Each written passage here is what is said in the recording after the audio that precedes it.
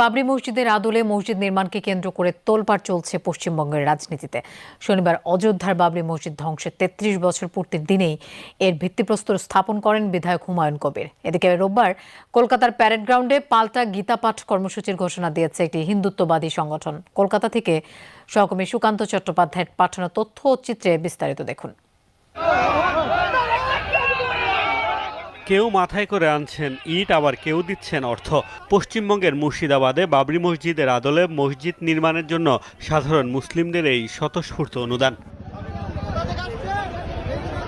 1992 সালের 6 ডিসেম্বর উগ্র হিন্দুত্ববাদীরা ন্যাক্কারজনকভাবে ভেঙে ফেলে অযোধ্যার বাবরি মসজিদ। 33 বছর পর সেই একই দিনে পশ্চিমবঙ্গের মুর্শিদাবাদে একই নামে মসজিদের ভিত্তিপ্রস্তর স্থাপন করা হয়েছে।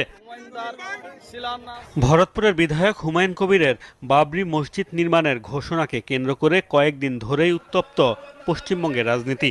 এমনকি নিজ দল তৃণমূল কংগ্রেস থেকেও বহিষ্কৃত হয়েছেন তিনি। তবে অনড় হুমায়ুন সব উপেক্ষা করেই বাবরি মসজিদের ভিত্তিপ্রস্তর স্থাপন করেছেন।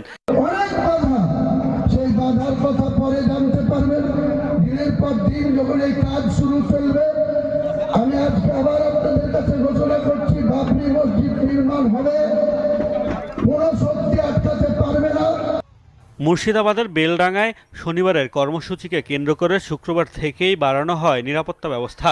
মোতায়েন করা হয় র্যাপিড অ্যাকশন ফোর্স। বিজেপির দাবি তার দল মসজিদ নির্মাণের বিপক্ষে নয়, তাদের আপত্তি নামকরণ নিয়ে।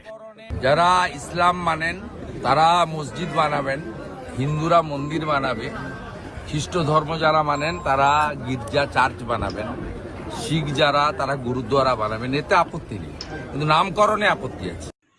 এদিকে বাবরি মসজিদের ভিত্তিপ্রস্তর স্থাপনের পাল্টা পদক্ষেপ হিসেবে রবিবার কলকাতার প্যারেড গ্রাউন্ডে গীতা পাঠ কর্মসূচি ঘোষণা করেছে সনাতন সংস্কৃতি সংসদ নামের একটি হিন্দুত্ববাদী সংগঠন। মোস্তফা মাহমুদ, যমুনা।